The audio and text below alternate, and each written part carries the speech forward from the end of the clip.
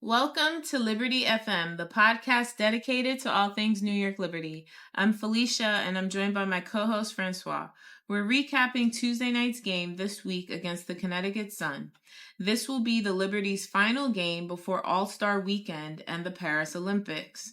The Liberty had two of their starters out for this game, but that didn't seem to matter because it was all about Sabrina Ionescu, who led her team to victory with an 82-74 win over Connecticut. Francois, let's get into it. Yeah, let's get into it. And obviously, we're going to have to start with Sabrina Ionescu. She was already one of our focus in the last podcast. But once again, she is the talk of the town. And she's once again been amazing. And a lot of people now are saying that she should be in the MVP conversation. We were talking about MIP the last time around. But MVP should be the three-letter words that should be more appropriate for this conversation. She led the Liberty offense against Connecticut with 30 points, 6 rebounds, and 5 assists. And she also tied a season high with 6 three-pointers to extend the streak of regular season games with at least one made three-pointer to 50. And she also broke some records. She recorded at least 30 points for the 13th time in her career, setting the Liberty franchise record for most career 30 points. So breaking records for the history of the Liberty, breaking records for the WNBA, and leading a team to top of the league before the All-Star break and the Olympic break. I mean, we're going to run out of words now to talk about Sabrina, but let's put it in context. You have Benijah Laney that has been out, and we'll talk about her later. Stewie that is still out. Now, we don't have to worry too much about Brianna Stewart. Sandy Brandello said before the game that she was resting her just to be cautious. Obviously, you have the All-Star game and then the Olympics, and they didn't want to take any risks, so nothing to be too concerned about. But when you think about Stewie, she's the primary defender against Alyssa Thomas, and for Alyssa Thomas to take care of Stewie, that demands a lot of time and energy. Yeah.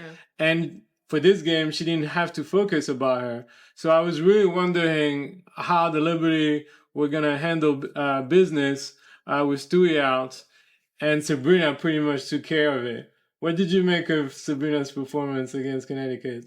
I mean, when you see this performance, you definitely can understand why people want to put her name potentially in the MVP conversation. You can see that she is a different player from just even last year. She has really worked hard on her game, and you just see it coming to fruition this year. She's faster, she's stronger, she's healthy. When you think about when we saw her rookie season, those first couple of years, like she dealt with some injuries. And so it was hard for her to really get going. But now, in these last 2 seasons, she's been healthy and she's just gotten better. And, kudos to her, because I think everything we were talking about that could have been like a ding on Sabrina last year, she's improved this year. I think it is her passing, not easily getting trapped and losing the ball, not, just her vision of the court. I could totally see her as a point guard. I know that's not her official position, but she's done well, especially when Sloot was out for that time. She's done so well in just coming up the court and managing everything. I kind of see her as like second in line to Sloot as the general of the floor, because she's just done an amazing job and getting to the open man. If she's not going to take the shot, she usually has some terrific pass to either Stewie, JJ, or anyone else on the court to try to get that shot. And she's creating, she's driving. And, last year she didn't do it that much, so teams could, double team her if they wanted to right at the 3-point line because she wasn't necessarily driving to the bucket. Now she's stronger. She's faster. She's taking those shots. She has that floater going for her.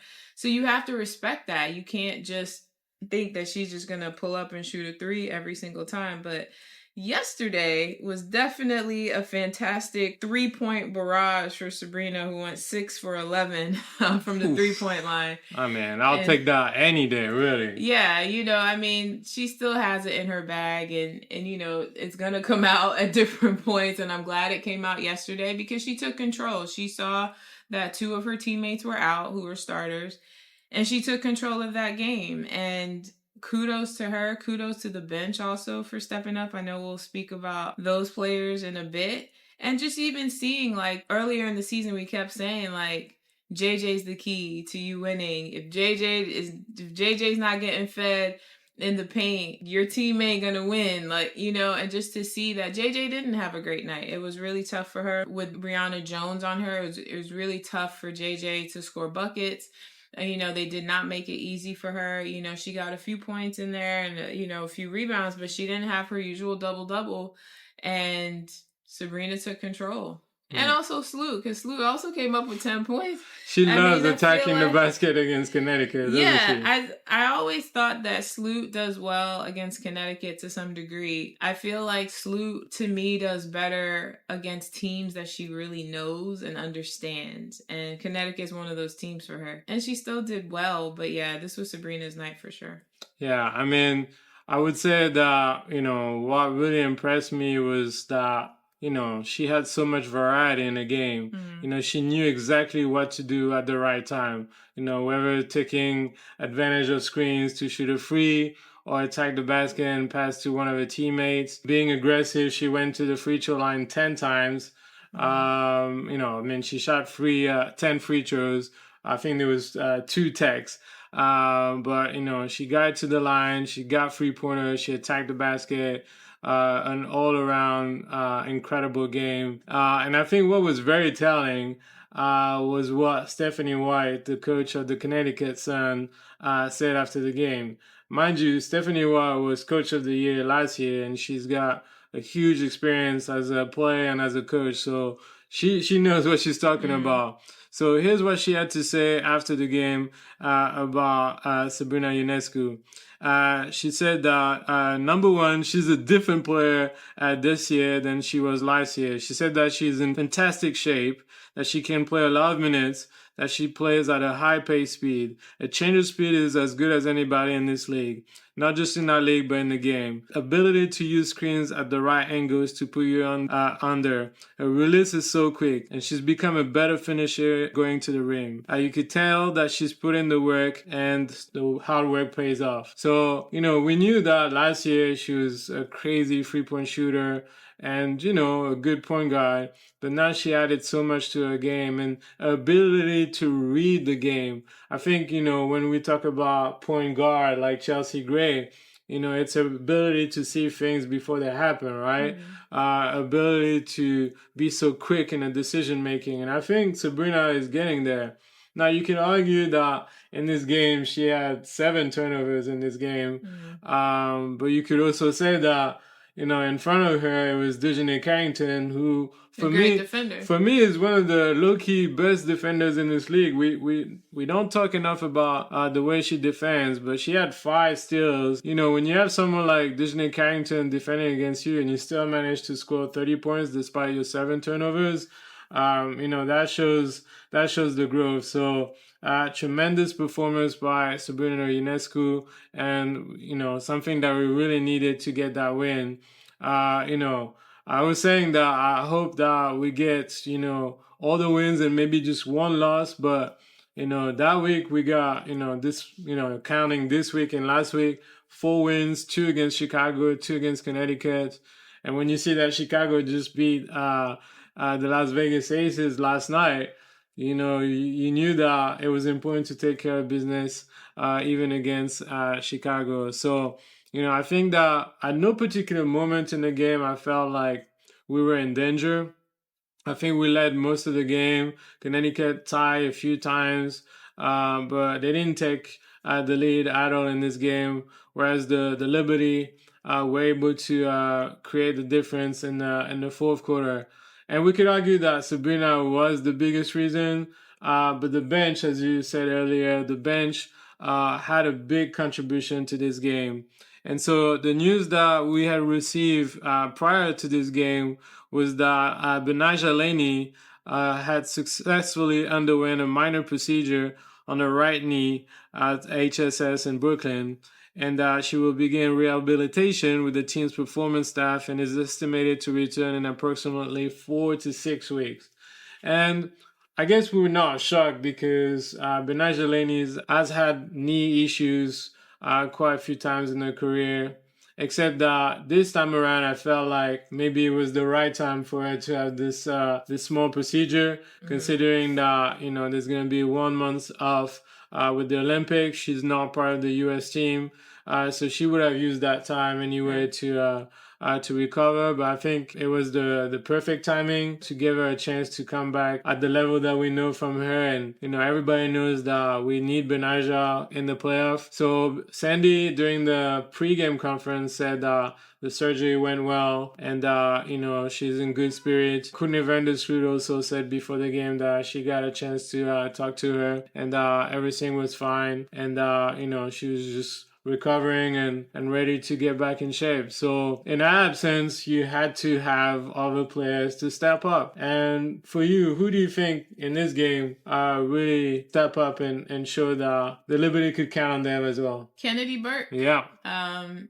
She really, the whole bench. I mean, I think what we saw last night, we always sort of wondered through the season, like, can the bench hold it? When the starters are out there, it's great. Especially they seem to always have a fantastic first quarter. And then it dips, but it's a game of runs. We know that teams, will come back sometimes. And it's always the question mark as to, will the bench be able to keep the lead, extend it, not force Sandy to bring a starter back too quickly. And last night, for me, for them being down 2 starters, just to see Kennedy Burke especially come out there, get a couple steals, get a few points, just look confident, out there.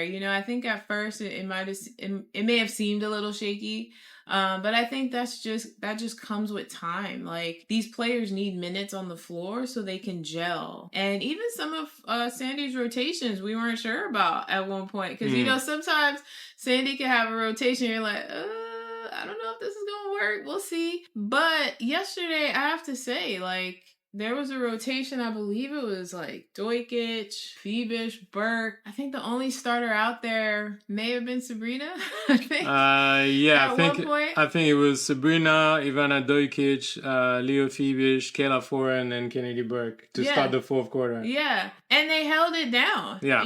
And I think just Burke getting her couple of steals in this game and just putting her imprint out there too, because this is what she also did, in the EuroLeague. She had at least averaged about 2 steals per game. 2.8 steals in the EuroLeague. Yeah, so these are things that she gets more and more comfortable out there with the team and just driving to the bucket as well. Obviously, she has a 3-point shot too, but also seeing her drive to the bucket and getting open so Sabrina can make. She had a couple of dimes to Kennedy Burke that worked out really well. And yeah, I'm just really proud to see the confidence in them and just even seeing them, because sometimes when you have the second unit coming on and everyone from the bench, they tend to just play for the starters. Yeah. They don't tend to drive as much. They're just passing the ball. They're trying to get the starters open, and not all the time. They're not always thinking about, hey, I could take this shot too, But you just see the confidence with Kennedy, Leonie Phoebish, Ivana Dojkic. KT is KT, and we've talked at length about KT. Yeah. KT's fantastic. She's gonna do her thing because defensively, K-Thrilla, she's gonna do her thing as well. She got some threes in there as well. Her defense also very strong on that. But just to see, especially, and also seeing Niara Sabali, and even though she was in for just a few minutes, because I think there's still, she's on minutes restriction, but I think they shortened it a bit last night just out of precaution. But yeah, just to see Ivana Dojkic and also Leonie Phoebish out there just playing with confidence, and that's what they need. And to see that, I would like to see Sherrod and Marquisha Davis out there at some point. I don't particularly like them being brought in, because you got a 15-point lead, let's bring them in now. I think you got to see what they can do as well, and see that they can also, yes, it's going to be a little rusty for them at first. They're rookies technically, but they need playing time in order to gel with the team too. So hopefully we'll get to see them, but maybe that won't happen till August when everybody's back. But yeah, this was a great game for Kennedy Burke, and I'm just glad that she's building, and you just see that confidence building in her. Yeah, I mean, last year, every Liberty fan was asking, begging Sandy to play a bench, for not just relying on the starting five, because we saw in the playoffs, like, they were completely gassed, completely burnt out, because, you rely too much on your starting five to bail you out from certain games. And like Stewie, for example, like, how many games last year did she bail us out? And she had to score like 30 points, 35 points. I mean, she scored 45 points at the first home game against Indiana. Like, she deserved an MVP spot, even though you could argue that, Asia and Alyssa Thomas also deserve it. But I think the reason why she got it is because so many games where she was like scoring so much points, carrying a team really, just to make sure that we kept up with the Aces tempo. So, you would have told me this year that we would lose Stewie for a couple of games and we would still be okay and win those games. I wouldn't have believed you. So I think like in all this misfortune, having like a couple of injuries with Benaja, Stewie, Niara, and then Courtney Vandersloot out, that kind of forced Sandy to rely on the bench. And, I had some doubts about, Ivana Dojkic, but she has proven like lately that, she's ready to go and, just have a little bit more confidence. And we saw today that she was more decisive. And you think about Kennedy Burke and Leo Fibish, it's not easy because they're like starters in Europe and they're like the star players of their team. I mean, Fibish has been 2-time MVP in Spain. Kennedy Burke has been 2-time MVP in France. Now, yes, those leagues are not as strong as the WNBA in the US, but still, like, they're starters, they're stars in their team, and then next thing you know, a couple of weeks later, they're just on the bench, and sometimes they need you and sometimes they don't. And I felt like, the way they've been growing, and I think like Kennedy, that was probably one of the best all around game. That tremendously helped the team. If you look at some of the stats, she had 9 points, 4 for 6 from field goal percentage. She had, let me look at the stats, career high 4 steals and a block. And she has now recorded at least 1 steal or block in the last 11 games as a starter, which is the longest streak of her career. And she also recorded multiple steals and blocks in 15 of her 24 career starts. So it shows that when you trust her to put her in the starting lineup, she could have a huge impact. Sandy praised her for stepping up and have a huge contribution. Sabrina was really thankful of all the steals that she got, and there was that steal that led to after that an assist to Sabrina for a free that really set the tone in the fourth to really take a decisive lead.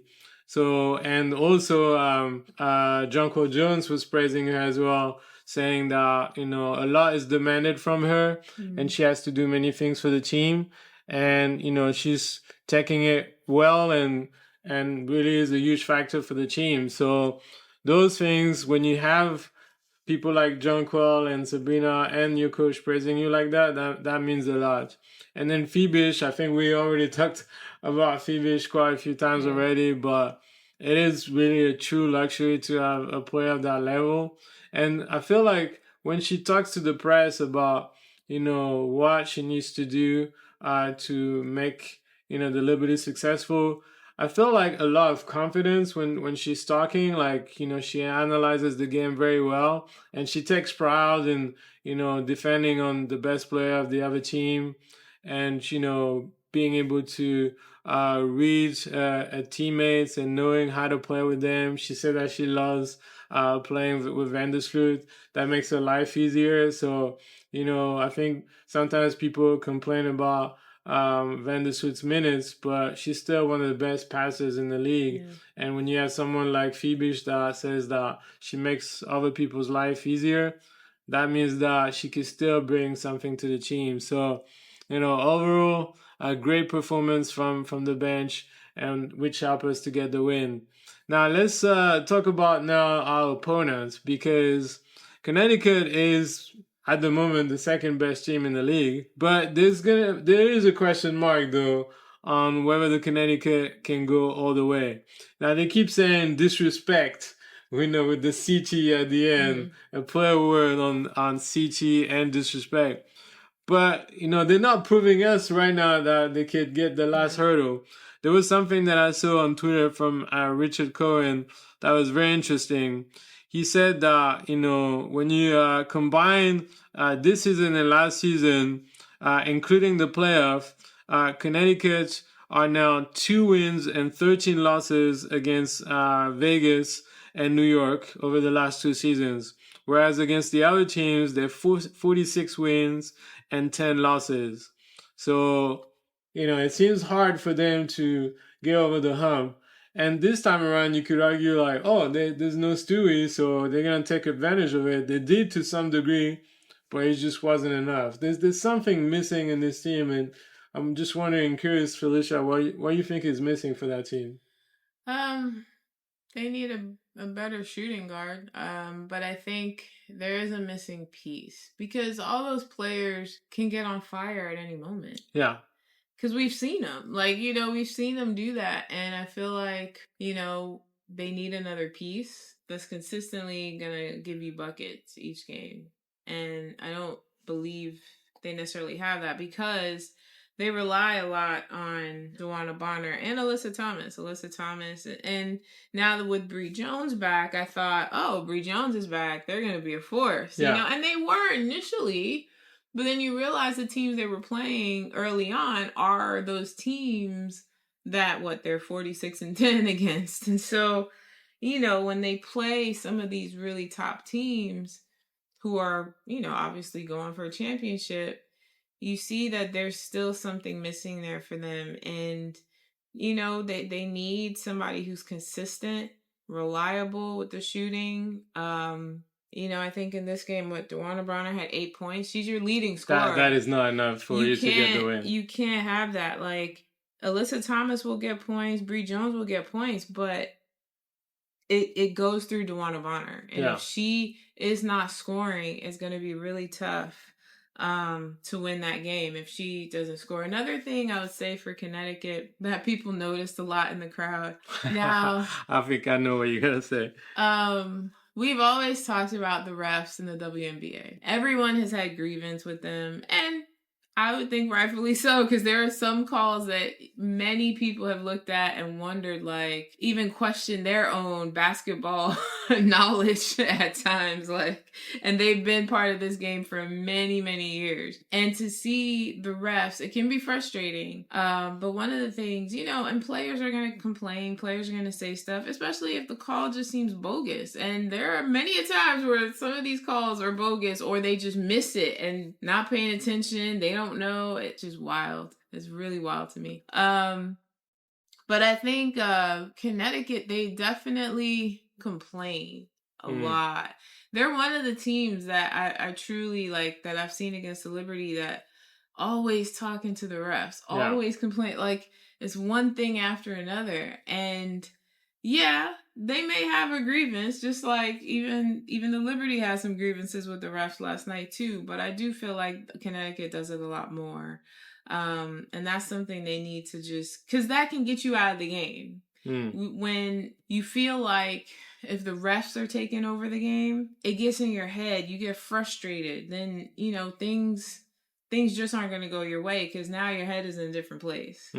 I don't know if that's what happened to them last night, but I do think they did have some fight at the end, though. They were definitely fighting, especially Dejanay Carrington, getting definitely a few steals off of Sabrina, off of Sloot.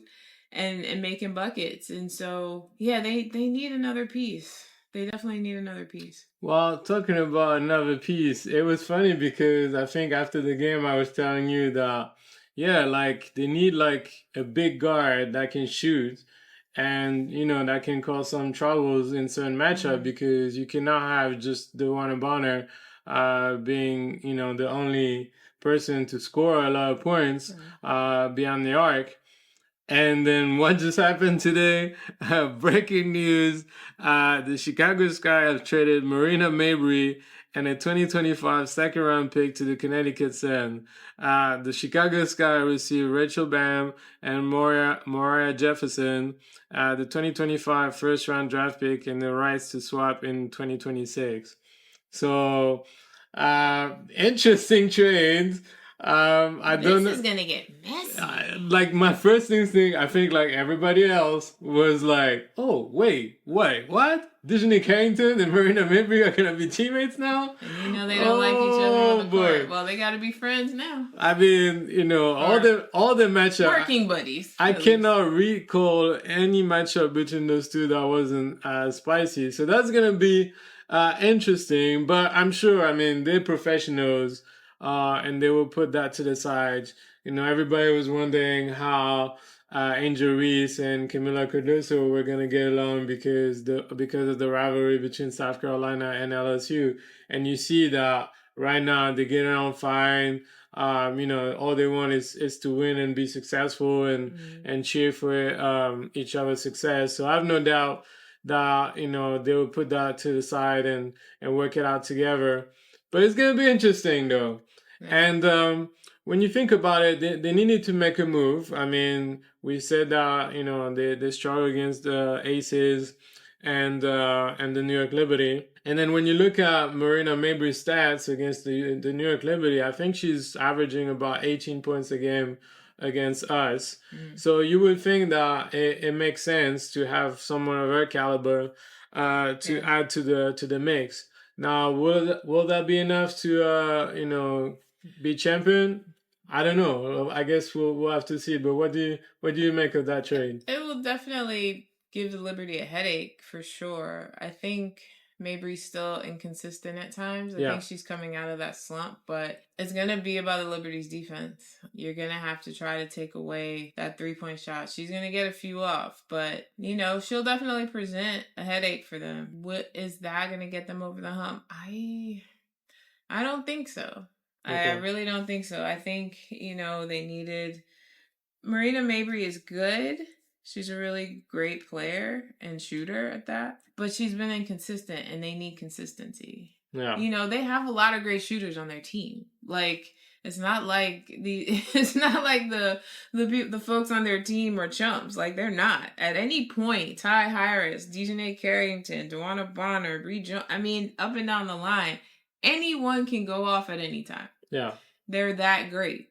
It's just that they too have been inconsistent. So you throw inconsistency with potentially another inconsistent, like they're going to have games that they're going to win. Will that lead you all the way to a championship? I don't think so. Yeah, I mean, I guess we'll see. I think the question is also going to be who's going to start because who are you going to take off from that lineup? Are you going to put Mabrey on the bench? I mean, it would be weird to make that trade and have Mabrey coming off the bench, which means that either Dejanay Carrington and Ty Harris is going to come out of the starting lineup.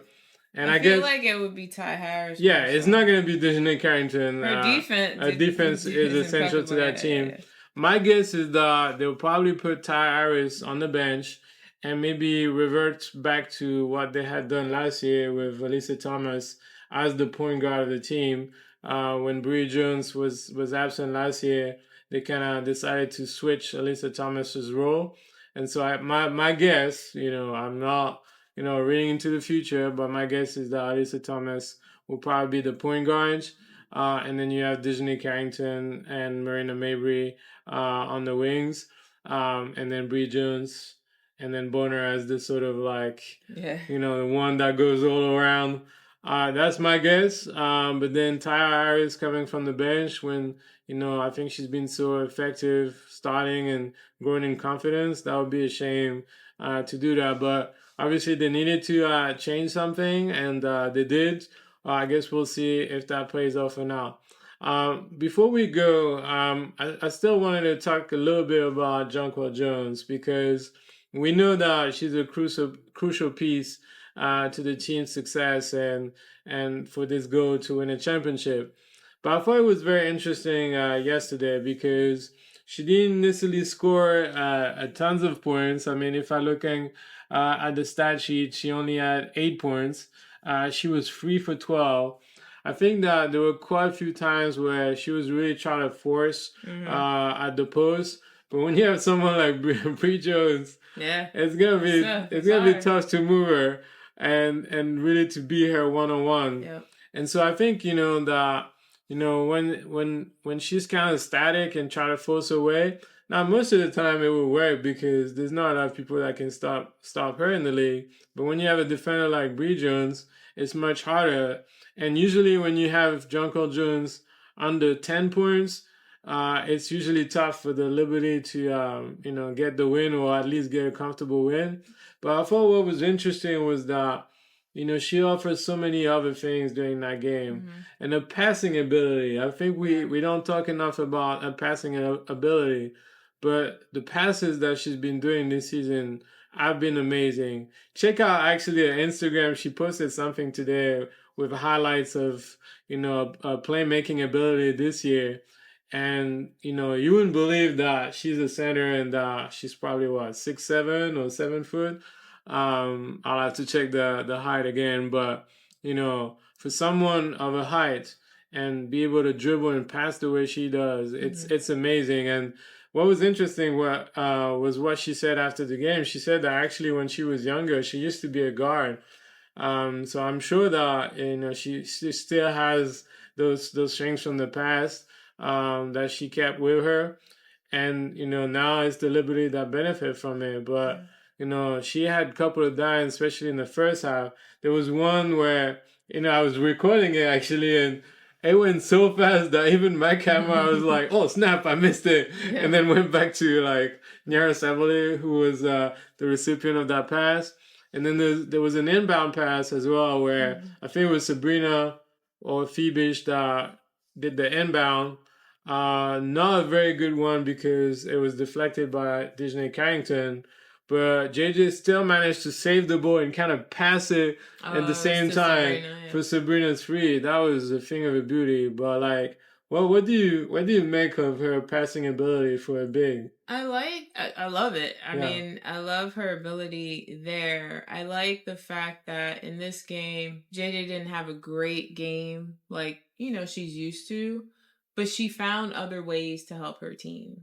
I think earlier in the season, when she would get frustrated, it almost felt like that got to her. Like it was in her head and she couldn't snap out of it if it happened during the game, she couldn't snap out of it. So then she was just sort of lost for the game. You could see it in the way she plays. It's almost like she stops playing a little bit or she slows down even more because now it's in her head. She's frustrated that she's not doing better. And in this game, I felt like, okay, it's difficult to get a shot. I'm going to try to get this to my teammates. And, she said like the behind the back passes, those kind of things. It's not necessarily on purpose. It's just, how can I get the ball there the quickest? And she's great. Her passing is impeccable. I commend her for it because when I see that, you have three, everybody can pass well, but to me, your top three passers on that team are Sloot, Sabrina, and JJ. Those are your top three passers for sure. And so I thought she did well just doing the little things on the court, even though buckets weren't going down for her last night. She did well on all the other things. Yeah, so in the end, we got the win. We got the bench that contributed. We got Sabrina playing on an MVP level, and at least try to entertain the conversation with Asia Wilson. And the Liberty top of the league. They end so far this first part of the season with 21 wins and 4 losses and consolidating their first spot. Meanwhile, some of the other teams are losing some games. So, it's still a long season. We have, a couple of tough games coming back from the Olympics, but sky's the limit really for the Liberty, and if they can continue to grow and show that level, I mean, anything is possible. Yeah. So now we have a break for a month. We'll try. We'll see. We don't know yet. We might try to cover some of those Olympic games and kind of look back at how the Liberty players are performing. But thank you so much, guys, for listening to our podcast. We'll try to update you for any upcoming podcasts during the Olympic break. But thank you so much. And as we always say, Felicia, let's go Liberty!